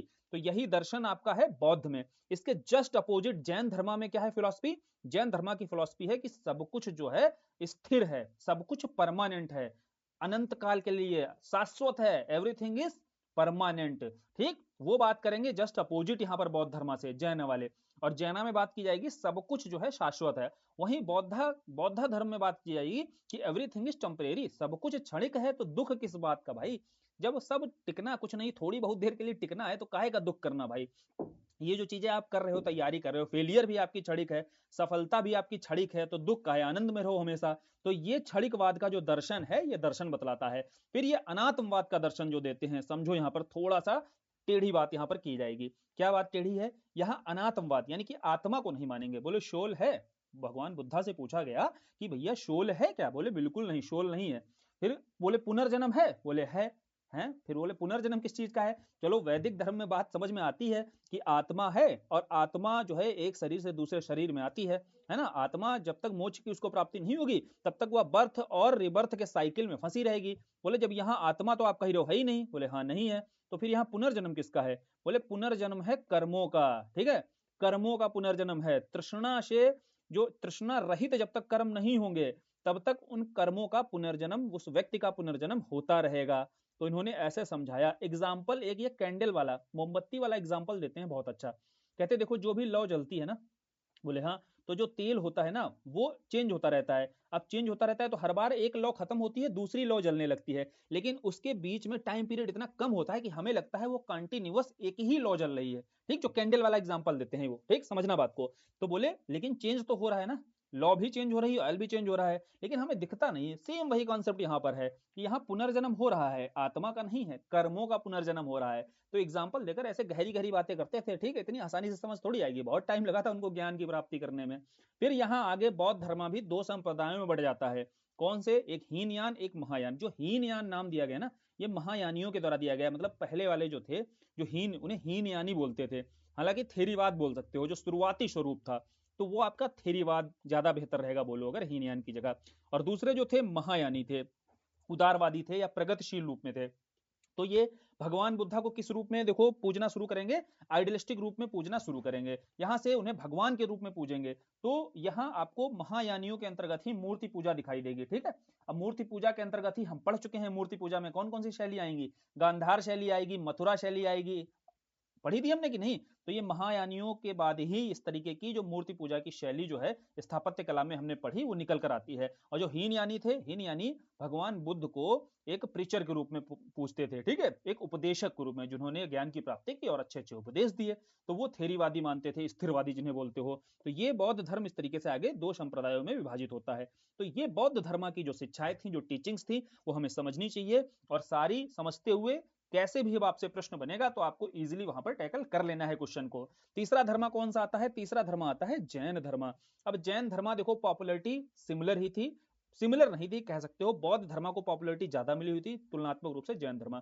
और ये बौद्ध और जैन धर्म क्यों इतना फलीभूत हो रहे थे, ये आगे अभी ये क्वेश्चन है, टेंशन नहीं लेना। बेसिक तो समझा लिया ना, वैदिक धर्म में जब बताया तो समझा दिया कि बौद्ध और जैन की पृष्ठभूमि कैसे, इतनी उर्वर भूमि मिल कैसे गई ऐसे दार्शनिक विचारों के लिए, वो समझा लिया है। और आगे देखो अभी आपको एक प्रश्न भी इससे पूछा गया है, वो भी समझ में आ जाएगा। अब जैन धर्म में आते हैं। जैन धर्म में महावीर स्वामी जी हैं, ठीक, तीर्थंकर हैं। कौन से तीर्थंकर हैं? 24वें तीर्थंकर। देखो तीर्थंकर जो है यहाँ पर 24 तीर्थंकर हुए और 24वें तीर्थंकर आपके महावीर स्वामी हैं। इसके पहले 23 और हुए। और ये एक तरीके से पथ प्रदर्शक का काम करते थे। क्लियर? तो ये पथ प्रदर्शक का काम करते थे। और जैन, जिन या जैन जो भी आप कह लो, जिन वह होते थे जिन्हें ज्ञान की प्राप्ति हो जाती थी, जो कैवल्य की प्राप्ति कर लेते थे, वह जिन या जैन कहलाते थे। अब बोले जिन या जैन, यह संप्रदाय भी था जो वैदिक साहित्य या वैदिक धर्म में जटिलताओं के विरुद्ध में जिसने आवाज उठाई। और आवाज उठाते हुए ही यहाँ पर संरक्षण भी दिया गया शैव, सॉरी जो क्या आपका है ये छत्री, और आपका जो शिल्पी कौन होते थे? ब्राह्मण, क्षत्रिय, वैश्य। हाँ, वैश्य समुदाय के द्वारा। तो इन समुदायों के द्वारा इसे संरक्षण दिया गया। जैन धर्म को भी वैसे ही सेम आपका बौद्ध धर्म को भी संरक्षण दिया गया। अब ये धर्म, इस धर्म की कुछ आपको प्रीचिंग्स, जो आपको टीचिंग्स हैं, इनको समझना चाहिए। इस टीचिंग में सबसे इंपॉर्टेंट है आत्मा की अमरता। देखो जैसे हमने बौद्ध में पढ़ा ना, तो बौद्ध से तुलना करते हुए समझो, क्योंकि प्रश्न अक्सर हमसे तुलनात्मक रूप से भी पूछा जाता है।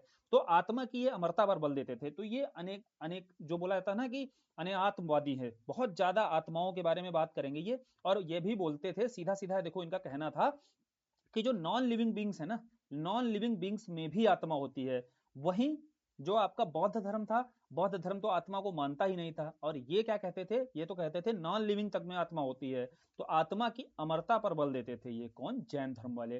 फिर कैवल्य। कैवल्य क्या है भैया? कैवल्य जो है ज्ञान प्राप्त व्यक्ति को बोला जाता था, कैवल्य की प्राप्ति हो गई है। ठीक। और निग्रंथ जो है, निग्रंथ, नि मतलब निग्रंथ मतलब हट चुका है वो ग्रंथ से, सभी प्रकार के बंधनों से।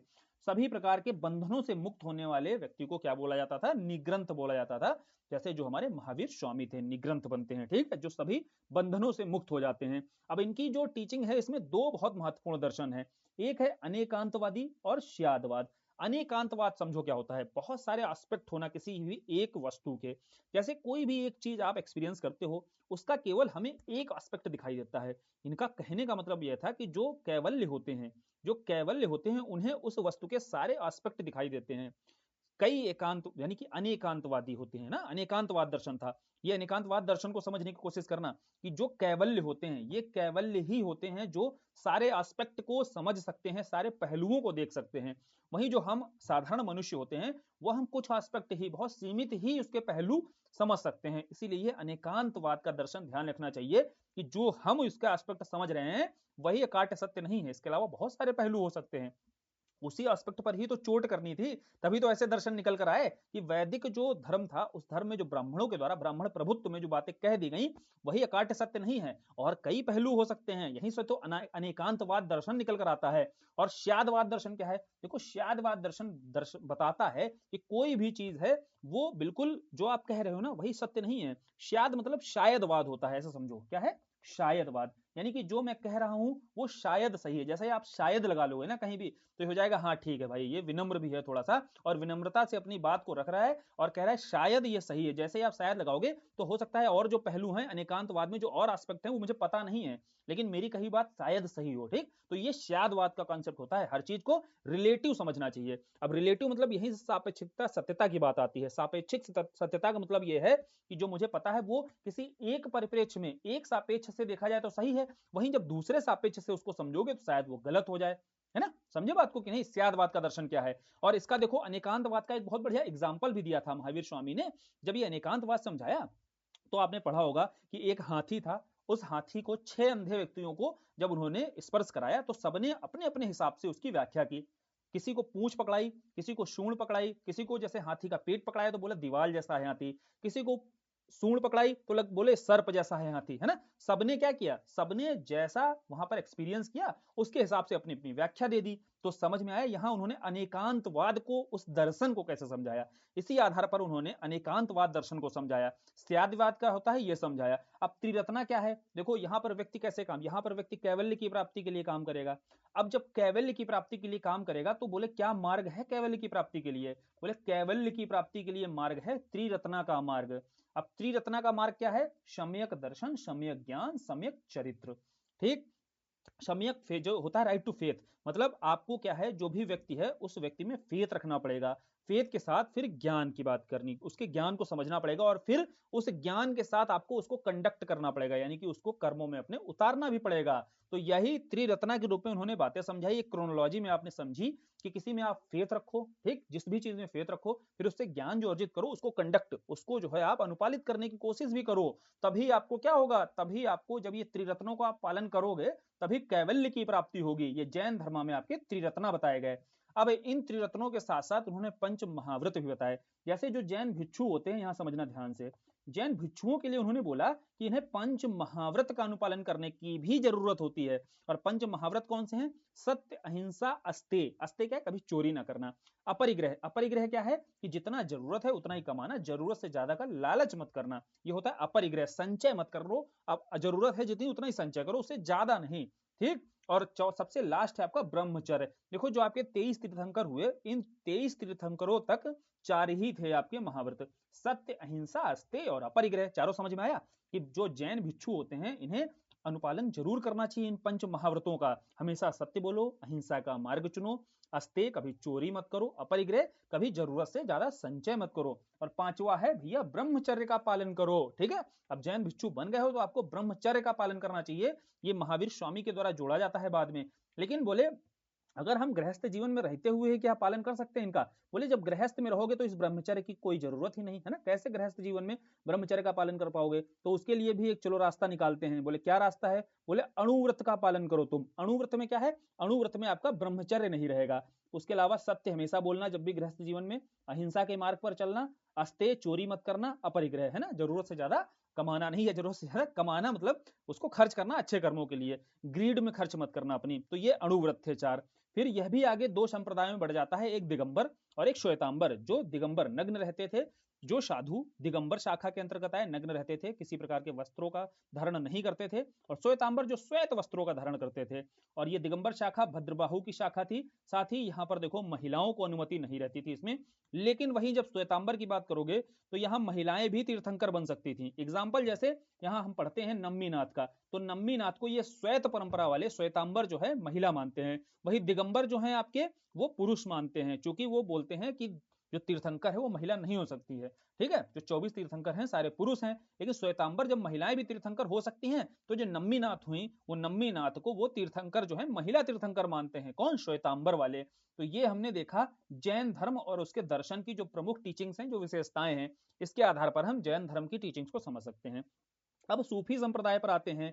सूफी और भक्ति आंदोलन को समझना है तो इसको बहुत इजीली समझ सकते हो कि जब सूफी भी सेम वही परंपराओं पर चला है, भक्ति भी उसी परंपरा पर चला है। जैसे इस्लाम धर्म में बहुत सारे कर्म कांड वगैरह जो जुड़ते हैं, तो उन कर्म कांडों के विरुद्ध ही जो एक धर्म खड़ा होता है वो सूफी, या कट्टरता के विरुद्ध में जो थोड़ा लिबरल आपको दिखाई देगा वो सूफी संप्रदाय दिखाई देगा। सेम वही जब हिंदू धर्म में बहुत ज्यादा आपके कर्म कांड या कुरीतियां बहुत ज्यादा बढ़ जाती हैं, तो जो धर्म एक निकल कर आता है वो आपका भक्ति संप्रदाय निकल कर आता है। क्लियर?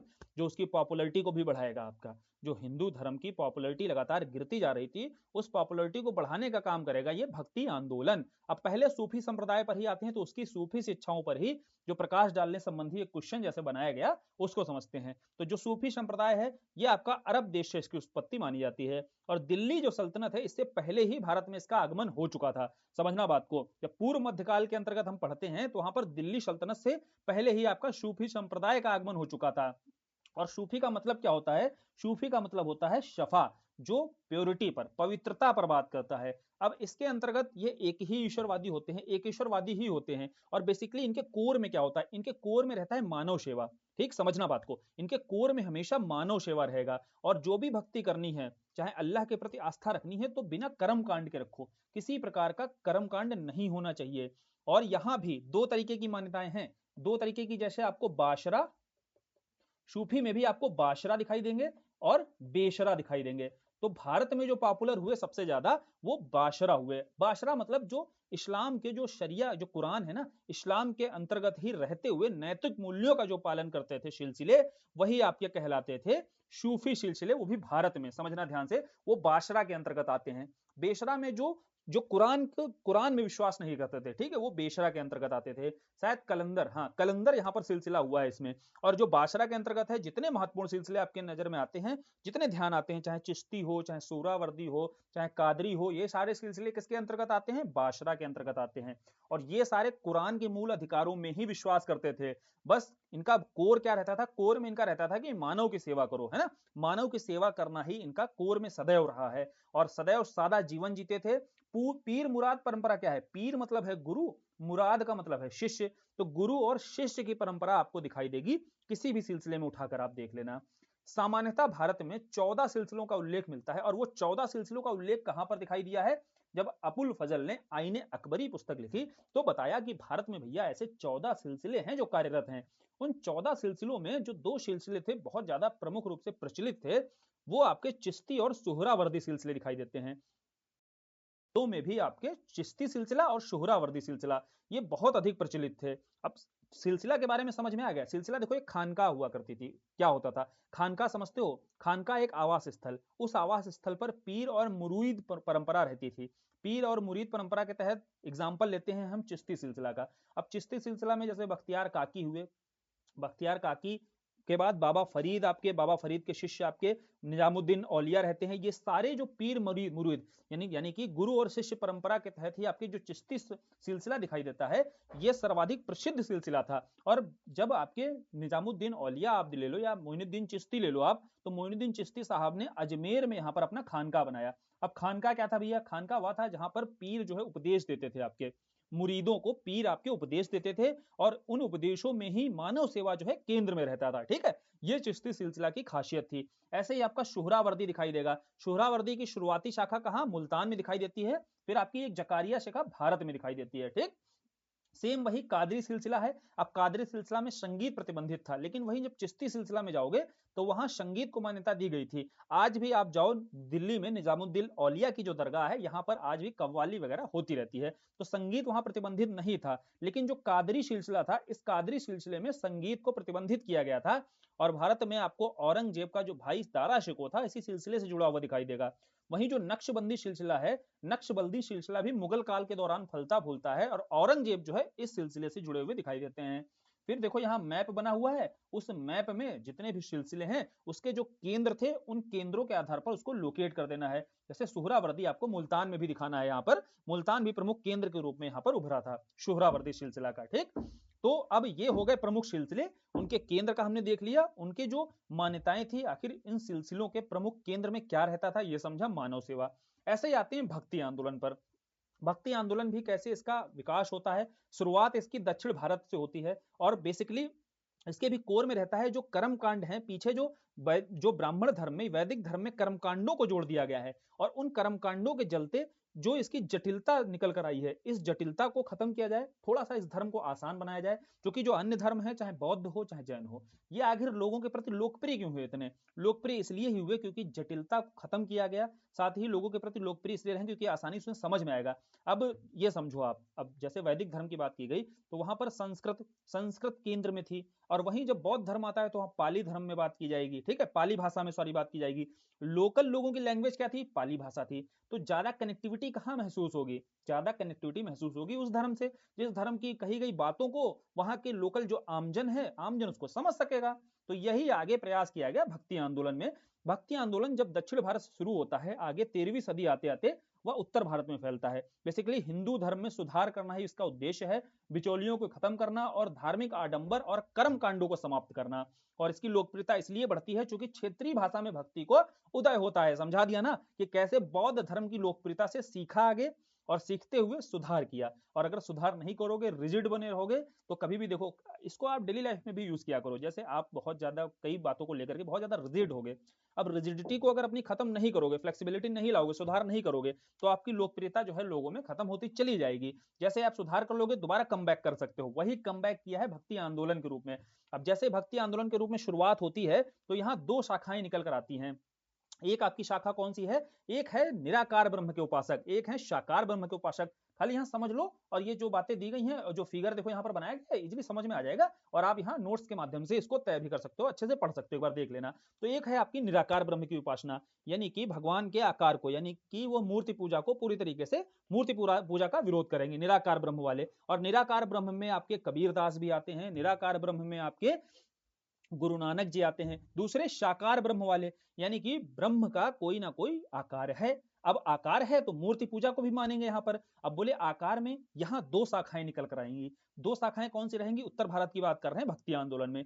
एक आएगी कृष्ण को पूजने वाली शाखा, एक आएगी राम भगवान को पूजने वाली शाखा। तो भगवान राम वाली शाखा आपकी राम भक्ति शाखा कहलाएगी और कृष्ण भक्ति शाखा कहलाती है जो आपकी कृष्ण भगवान को पूजती है। तो इसको सगुण भक्ति शाखा के अंतर्गत भी माना जाता है, रखा जाता है। ठीक है, जैसे कृष्ण भक्ति शाखा वाले में आपको सूरदास जी दिखाई देंगे, राम भक्ति शाखा वाले में आपको तुलसीदास जी दिखाई देंगे। वहीं जो आपकी दूसरी हमने देखी ना निराकार वाली, जो निर्गुण भक्ति शाखा कहलाती है, उस निर्गुण भक्ति शाखा में आपके कबीरदास और गुरु नानक दिखाई देंगे। यहाँ केवल हम समझने की कोशिश कर रहे हैं, जो बातें दी गई हैं, कही गई हैं, लिखी हुई हैं सारी बातें यही। ठीक, खाली समझ लो यहाँ पर ध्यान से। तो अब जो निर्गुण भक्ति शाखा में है, ये लगातार कर्मकांडों पर चोट करेंगे। कर्मकांड जो अपनाए जा रहे थे उन पर चोट करेंगे और हर धर्म की कर्मकांडों पर चोट की जाएगी। ऐसा नहीं है कि इस भक्ति जो आंदोलन है, इस भक्ति आंदोलन में केवल एक धर्म विशेष पर, एग्जाम्पल कबीरदास का लेते हैं। कबीरदास जी के द्वारा मूर्ति पूजा का जो खंडन किया गया, वो कैसे किया गया? देखो उन्होंने क्या कहा। उन्होंने कहा कि पाथर पूजे हरि मिले तो मैं पूजू पहाड़, है ना, ताते तो चाकी भली पी सिखाए संसार। मतलब क्या मतलब था इनका? इनका कहने का मतलब था कि पहाड़ पत्थर पूजने से अगर हरि मिल जाते हैं तो मैं पहाड़ को पूज लूं, है ना। और बोले अगर ऐसा नहीं है तो इससे बढ़िया तो क्या है, इससे बढ़िया ताते तो चाकी भली, मतलब चक्की, बोले चक्की इससे अच्छा है, जिसको जब चलाया जाता है तो पीस कर क्या मिलता है, हमें अन्न मिलता है, उस अन्न को खाता है संसार, तो उससे अच्छा तो है मैं चक्की को पूज लूं, है ना। इन्होंने कैसे चोट की मूर्ति पूजा पर। सेम यही देखो, जब वो क्या करता था, इनकी दिक्कत क्या थी, इनकी दिक्कत ये थी जब वो हिंदू धर्म की कुरीतियों को जब विरोध करते थे तो वहां मुस्लिम धर्म वाले हाँ ठीक है भाई बहुत सही कर रहे हो, और जब मुस्लिम धर्म की कुरीतियों पर जैसे चोट करते थे, जब नमाज वगैरह को कहना शुरू करते थे कुछ गलत, वहां पर जो कुरीतियां थी शामिल हुई थी उन पर आवाज उठाते थे, तो हिंदू धर्म वाले कहते थे ठीक है। तो ये समझ नहीं पाते थे कि किस धर्म के व्यक्ति थे, और हमेशा कंफ्यूजन इस चीज का बना रहा, और इन्होंने जितने भी आडंबर थे उन पर हमेशा चोट की, ठीक, हमेशा चोट की कबीरदास जी ने। और फिर यही काम गुरु नानक जी ने भी किया, और गुरु ग्रंथ साहब के रूप में उनके उपदेशों का संकलन भी किया गया है। आगे जब सगुण भक्ति शाखा और निर्गुण भक्ति शाखा में आओगे तो आपको आगे जब सगुण भक्ति शाखा में आओगे तो वहां आपको कृष्ण भक्ति की एक धारा दिखाई देगी, सूरदास वाली। सूरदास जी आप देखते हो अंधे थे, लेकिन उन्होंने सूरसागर जैसी रचना कर दी, जहां भगवान कृष्ण की बाल्यावस्था की कितनी आपने देखा होगा, उनकी रचनाएं जो हैं सूरसागर के अंतर्गत सूरदास जी की हैं, वो जबकि स्वयं क्या थे, स्वयं अंधे थे। तो इस तरीके से भक्ति आंदोलन में आपको यह पता चला कि कैसे हिंदू धर्म में सुधार के लिए इन सुधारवादियों ने काम किया है। तो ये भक्ति आंदोलन की बातें स्पष्ट हो गई, सूफी आंदोलन स्पष्ट हो गया, बौद्ध देख लिया, जैन धर्म देख लिया, वैदिक धर्म देख लिया। तो ये धर्म और दर्शन पर रहते हुए जो प्रश्न आपके एग्जाम में पूछे जाते हैं, मोस्टली हमने वो पार्ट कवर कर लिया। आप जैसे कुछ वो देखते हैं प्रश्न जो आपके प्रीवियस ईयर में आए हुए हैं, और कैसे उसने प्रश्न बनाया है, और कौन कौन से कीवर्ड हमारे पास उस प्रश्न पर होने चाहिए। जैसे ऋग्वैदिक काल से उत्तर वैदिक काल के समाज में निरंतरता व बदलाव के प्रमुख पक्ष लिखिए, ऐसे प्रश्न आया। अब यहाँ हमने देखा कि समाज में निरंतरता और बदलाव के, यानी कि कौन से ऐसे तत्व थे जब ऋग्वेद से उत्तर वैदिक की ओर समाज जो बढ़ रहा था आगे, तो उस समाज में कौन से ऐसे तत्व थे जो निरंतर चलते रहे। निरंतरता का मतलब क्या है, ये वो तत्व बताने हैं जो निरंतर चलते रहे, बने रहे, और कौन से ऐसे तत्व थे जो उस समाज में बदल गए। तो सबसे पहले हम देखो, सबसे अच्छा तरीका क्या है, एक कॉलम बनाया, एक साइड हमने लिखा निरंतरता के तत्व। कौन कौन से निरंतरता के तत्व थे, एक तो पहले भी समाज पितृसत्तात्मक था, आगे भी समाज पितृसत्तात्मक बना रहा, और परिवार ही मूल इकाई के रूप में रही। साथ ही जो विवाह था, पहले भी बहुविवाह था, आगे भी बहुविवाह बना रहा, और नियोग प्रथा प्रचलित रही आगे भी और पहले भी, ठीक। ये कुछ ऐसी समाज की परंपराएं थी जो निरंतर बनी रही। फिर यहाँ मेन चीज है समझने वाली बदलाव की, कहां कहां पर बदलाव देखने को मिला उत्तर वैदिक समाज में। तो उत्तर वैदिक समाज में पहला बदलाव भेद मूलक समाज, भेदभाव मूलक समाज कैसे बना, ये आपको समझाया कि कैसे जो वर्ण व्यवस्था है वो कर्म आधारित ना होकर के जन्म आधारित हो गई। साथ ही इसके चलते ही महिलाओं की जो शिक्षा है वहां गिरावट देखने को मिली। जैसे पहले बहुत सारी महिला विदुषी आपको दिखाई देंगी, जैसे अपाला, लोपामुद्रा, ये कई विदुषी थी जो आपको पहले दिखाई दी, और जो उत्तर वैदिक काल में आते आते इस समाज में इन विदुषियों की संख्या में भारी गिरावट देखने को मिली। आगे बाल विवाह का भी प्रचलन शुरू हो जाता है। यहां तक अगर महिलाओं की स्थिति समझना है तो ऐत्रेय ब्राह्मण में जो टिप्पणी की गई उससे समझ सकते हो। बोला गया है कि बेटी का जन्म जो है वो दुख का कारण माना गया है, ठीक है, दुख का प्रमुख कारण माना गया है बेटी के जन्म को। तो ये कुछ ऐसी टिप्पणियां थी जिसके आधार पर आप कह सकते हो कि महिला शिक्षा में गिरावट, महिलाओं की स्थिति में गिरावट, जिससे भेदभाव मूलक समाज जो है बनता चला गया उत्तर वैदिक काल में, ठीक। और यही सब कारण थे जिन्होंने बौद्ध और जैन धर्म के लिए एक उर्वर भूमि पैदा कर दी। क्लियर बात है। तो ये निरंतरता और बदलाव के चलते शब्द क्या पकड़ने हैं, समाज में देखना है कि कौन कौन से तत्व थे जो निरंतर बने रहे, और वो समाज के तत्व देखने हैं जो बदल गए पहले से ऋग्वैदिक काल से। ऋग्वैदिक काल समता मूलक समाज था, क्योंकि यहाँ भैया कर्म के आधार पर आपका वर्ण व्यवस्था थी ठीक। महिलाओं को भी पर्याप्त अवसर दिए जाते थे, चाहे पढ़ने के स्तर पर हो आपका, है ना, बहुत सारी विदुषियां हैं। जबकि और तो और आप चाहो तो जीवन पर्यंत पढ़ाई कर सकते हो अविवाहित रहते हुए, यह अधिकार भी महिलाओं को मिला हुआ था। तो ये ऋग्वैदिक काल में इतनी स्वतंत्रता मिली हुई थी, जो उत्तर वैदिक काल में आते आते ब्राह्मण प्रभुत्व तो बढ़ता है तो ये सारी स्वतंत्रताओं को वहां पर छीन लिया जाता है। तो ये हमने देखा बदलाव के तत्व। फिर द्वितीय नगरीकरण में लोहे की भूमिका पर जैसे प्रश्न आया, अब बताओ यार, लोहे की भूमिका पर हम इसको पहले भी समझ चुके हैं। जैसे लोहा आएगा और लोहा बहुत गहराई तक देखो जमीन में जा सकता है, तो जुताई जो है बहुत गहराई तक होगी, उत्पादन बढ़ेगा, अवशेष सॉरी जो कृषि अधिशेष है वो बढ़ेगा, और नगरीकरण, तो दूसरा जो नगरीकरण है, हड़प्पा में पहला नगरीकरण हुआ, हड़प्पा के बाद जो दूसरा नगरीकरण देखने को मिलता है वो यहीं पर मिलेगा आपको 6वीं सदी ईसा पूर्व के बाद। ठीक, तो इसी दौरान आपको 2-3 नगरीकरण देखने को मिलेगा, और इसी 2-3 नगरीकरण से जोड़कर आपको राजनीतिक उत्थान देखना है, तो आपका मगध का उद्भव होता है। ठीक है, समझो बात को। एक तो नगरीकरण से जुड़ा हुआ है राजनीतिक उत्थान, और राजनीतिक उत्थान में 16 महाजनपदों में से मगध जो महाजनपद है इसका उद्भव होता है। और इसका ही उद्भव को होता है, क्यों होता है, इसका कारण भी प्रमुख रूप से समझना है। देखो, जैसे मगध का उद्भव हुआ, बोले 16 महाजनपद थे, 16 महाजनपदों में मात्र मगध का ही उद्भव क्यों हुआ, इसके कारण जब आप खोजोगे तो इन कारणों में आपको बताना है आर्थिक, भौगोलिक, सामाजिक, राजनीतिक, इन सारे कारणों पर जब आप चर्चा कर दोगे तो इजीली आप एग्जामिनर को समझा ले जाओगे। जैसे आर्थिक में जब जाओगे तो आपको बताना है रिसोर्सेज बहुत अधिक थे, और रिसोर्सेज में भी उस समय तत्कालीन नई खोज क्या थी, प्रयोग क्या था, लोहा, और लोहे की उपलब्धता इस मगध महाजनपद के पास पर्याप्त मात्रा में थी, तो हमें रिसोर्स के स्तर पर लोहा मिला। और जो गंगा का दोआब क्षेत्र था, ठीक, गंगा का दोआब क्षेत्र यहाँ पर मौजूद था मगध के क्षेत्र में, तो बोले कृषि उपजाऊ भी बहुत अधिक थी, तो कृषि की उपजाऊ के चलते भी यहाँ संसाधन भी पर्याप्त, लोहे की भी उपलब्धता और कृषि भी उपजाऊ। दूसरी बात है भौगोलिक कारण क्या रहा भैया, है ना, भौगोलिक कारण ये था कि इसकी जो प्रतिस्पर्धा थी अन्य महाजनपदों से थी, लेकिन इसकी जो भौगोलिक अवस्था थी वो इस तरीके की थी कि चारों ओर से पहाड़ियों से घिरा हुआ, साथ ही जो इसकी कैपिटल रहती थी राजगृह जैसे, तो वहां पर चारों दिशाओं में आपकी नदियां थी, तो बोले नदियों के माध्यम से जो इसको प्राकृतिक संरक्षण या भौगोलिक जो संरक्षण मिला हुआ था ना, ये इसको बाई चांस समझ लो, नदियों के द्वारा एक तो व्यापार आसान हुआ, सुरक्षित और आसान व्यापार, दूसरा चारों ओर से पहाड़ियों से घिरी हुई, तो जो शत्रुओं से इसकी सुरक्षा पहाड़ियां ही कर रही थी, तो बहुत ज्यादा अपने स्तर पर इस जो क्षेत्र को, इस मगध महाजनपद को प्रयास नहीं करने पड़े। समझे बात को, समझते चलना एक एक चीज, बहुत आसानी समझ में आएगी। फिर समाज, तो यहाँ का जो समाज होता है, जैसे कोई बदलाव यदि हो रहा है किसी समाज में, आप अपने समाज में कोई बदलाव करना चाहते हो, लेकिन अगर आपका समाज ही उस चीज को एक्सेप्ट करने के लिए तैयार नहीं है, ओपन सोसाइटी नहीं है, तब भी आप नहीं कर पाओगे। तो बोले मगध सोसाइटी की एक खासियत थी, वहां पर ओपन सोसाइटी रहा, खुला समाज रहा, कि जो बदलाव थे वो आसानी से एक्सेप्ट किए वहां के समाज ने। फिर शासकों की भूमिका पर आते हैं, है ना, एक एक करके जो आप शासक पढ़ते हो, चंद्रगुप्त मौर्य पढ़ते हो, चाहे बिंबिसार पढ़ते हो, तो इन शासकों ने जो कार्य किया, उनकी बहादुरी के चलते ही मगध महाजनपद का उद्भव हो पाया, जिसके चलते आगे आसपास के महाजनपद आपने देखा होगा, या तो चाहे वो वैवाहिक संबंध करके हो, चाहे वह युद्ध आदि के माध्यम से प्रत्यक्ष तौर पर हो, तो वो कैसे मगध महाजनपद ने अपना विस्तार किया, इसमें शासकों की भूमिका को भी नजरअंदाज नहीं किया जा सकता है। जब तक शासक मजबूत दृढ़ इच्छा शक्ति के साथ में आगे नहीं बढ़ेगा, उस महाजनपद का विस्तार नहीं हो सकता है। तो दो ही मजबूत महाजनपद थे उस समय, मगध और अवंती, ठीक है, 16 महाजनपदों में से। तो आगे चल करके अवंती को भी मिला लिया जाता है मगध में, या अधिकार में कर लिया जाता है। तो 16 महाजनपदों में से मगध का उद्भव क्यों हुआ, अब कोई अगर आपसे पूछेगा कारण बताओ उद्भव क्यों हुआ, तो बता दोगे ना, चाहे आर्थिक, भौगोलिक, सामाजिक, राजनीतिक, सभी कारणों पहलुओं पर जब समझाओगे तो एग्जामिनर को समझ में आएगा, हाँ भाई ठीक है, क्लियर, चलो। और उसके बाद फिगर वगैरह बना करके प्रेजेंटेशन पर काम करके और अच्छे से आप अपने आंसर को शानदार बना सकते हो। फिर तंजौर चित्रकला, अब देखो ये चित्रकला पर है, बोले चित्रकला पर तो यार हम पढ़ ही चुके हैं पीछे, अच्छे से हमने पढ़ लिया था शुरुआती दौर में भित्ति चित्रकला, फिर भित्ति चित्रकला के बाद आगे हमने लघु चित्रकला के बारे में पढ़ा था।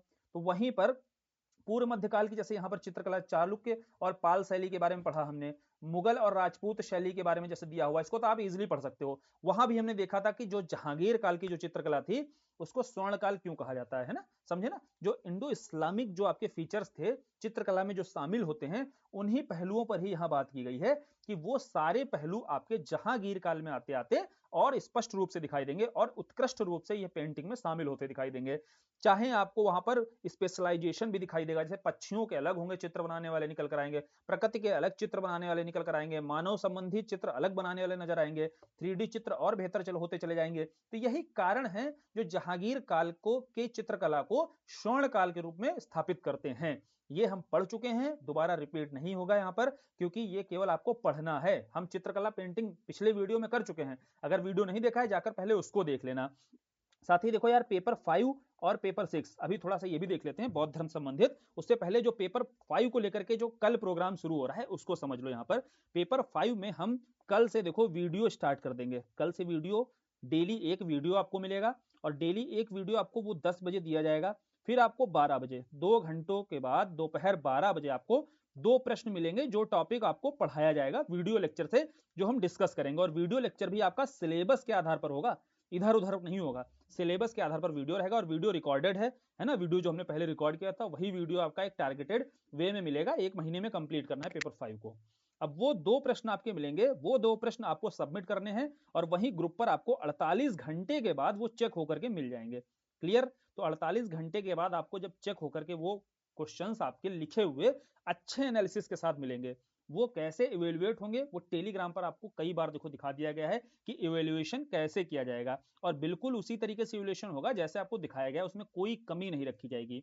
फिर आपको क्या है, ऐसे सेम प्रोसेस आपको नेक्स्ट डे 10 बजे आपको सेकंड टॉपिक का आपको वीडियो, फिर आपको 12 बजे क्वेश्चन, और आपको 24 घंटे के भीतर वो क्वेश्चन लिखकर सबमिट करने हैं। और ये टाइम पीरियड आपको भी फॉलो करना होगा। और चाहे यार यहाँ 10 रहें, चाहे 20 रहें, चाहे 50, बहुत ही कम से कम लोग रहें, ज्यादा बेहतर है। और कम से कम लोग रहने पर यह होगा कि इंडिविजुअल स्तर पर आपकी कोई समस्या होगी, आप वहां पर पूछ सकते हो और वहां पर आपकी समस्या का समाधान किया जाएगा। जो चेक करवाया जाएगा ना, वो एक एक एवेल्युएटर को एक कोडिंग दी जाएगी, ताकि वो कोडिंग के माध्यम से हम भी क्लियर रहें कि जो ये चेक करने में अगर कोई समस्या भी आती है, कोई शिकायत आती है, तो हम आपकी बात को इजिली रख सकते हैं उसके समक्ष। ठीक है, समझे? तो ये सारी चीजें आप ध्यान रखना, ये सारी चीजें आपको फीडबैक के दौरान कोई भी समस्या नहीं आने वाली है। इस चीज का अच्छे से हम पीछे एक बार, चूंकि देखो एक बार एक्सपीरियंस इस चीज को कर चुके हैं और एक बार करा चुके हैं, तो पीछे एक्सपीरियंस है कि कैसे आपका फीडबैक जो है सेटिस्फैक्टरी होना चाहिए।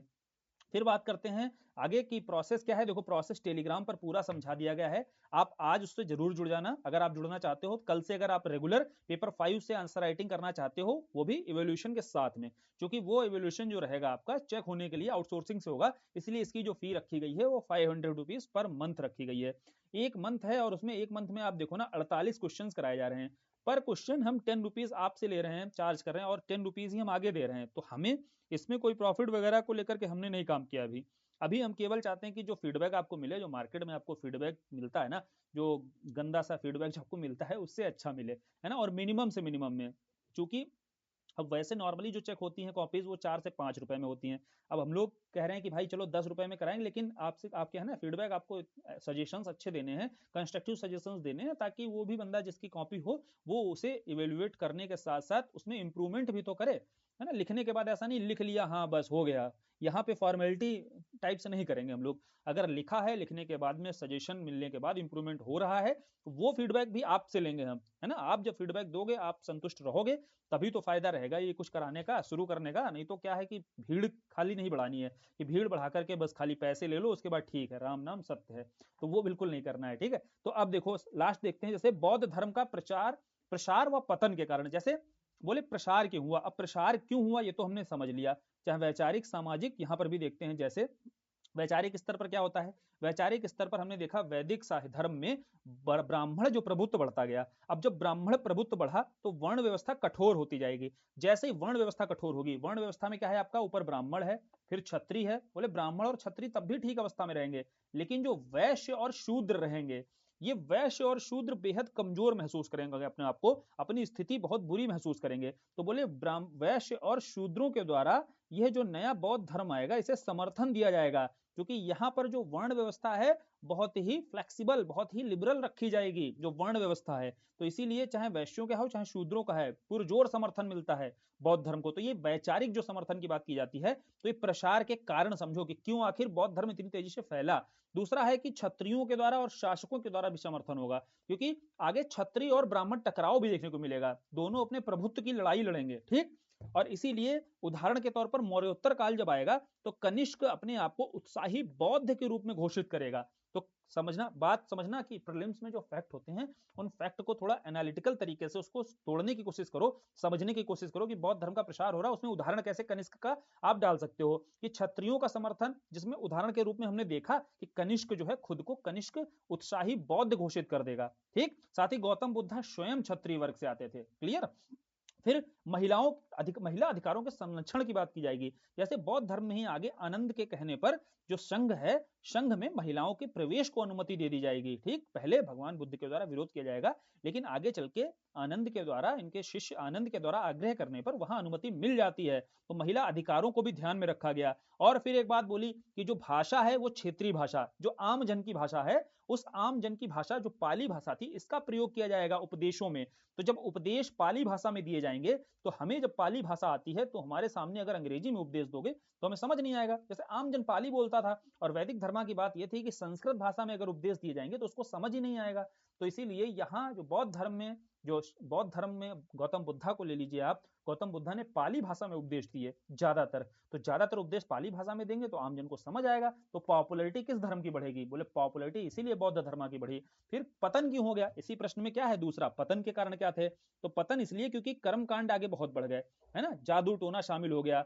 हीनयान और महायान आगे वज्रयान एक शाखा आएगी। तो वज्रयान जब शाखा आती है तो वहां पर कर्मकांड बहुत ऐड हो जाते हैं। संस्कृत भाषा का प्रयोग शुरू हो जाएगा। वही चीज है ना, जो उद्भव वाली जो पीछे हुआ ना, पीछे वैदिक धर्म में, वही सेम यहाँ पर रिपीट करेगा। तो संस्कृत भाषा का प्रयोग होने लगेगा। इसके साथ साथ पैरेलल में यह भी देखना है कि ब्राह्मण धर्म में भी सुधार देखने को मिलेगा। जो भक्ति आंदोलन पढ़ा ना हमने, तो भक्ति आंदोलन के बाद से ब्राह्मण धर्म भी अपने आप में सुधार करना शुरू करेगा और शंकराचार्य का उद्भव होगा। शंकराचार्य क्या है? आपके जो मोक्ष प्राप्त करने के 6 अंग बताए गए, उसमें जो उत्तर मीमांसा थी, उत्तर मीमांसा में ही एक सब क्लास में आगे शंकराचार्य का अद्वैतवाद का दर्शन आएगा। तो अद्वैतवाद का दर्शन और बौद्ध आचार्य, ये दोनों आपस में टकराएंगे। जब टकराएंगे तो यहां से जो बौद्ध आचार्य हैं, जब किसी भी डिबेट में हारते हुए नजर आएंगे तर्कों के माध्यम से, तो वहां शंकराचार्य की पॉपुलैरिटी बढ़ेगी, अर्थात जो ब्राह्मण धर्म है, वैदिक धर्म है, इसकी पॉपुलैरिटी बढ़ेगी, सनातन धर्म की। ठीक है, तो ये समझना बात को। और फिर शासकों का संरक्षण भी आगे, चूंकि जब मौर्योत्तर के पश्चात गुप्त पीरियड आता है,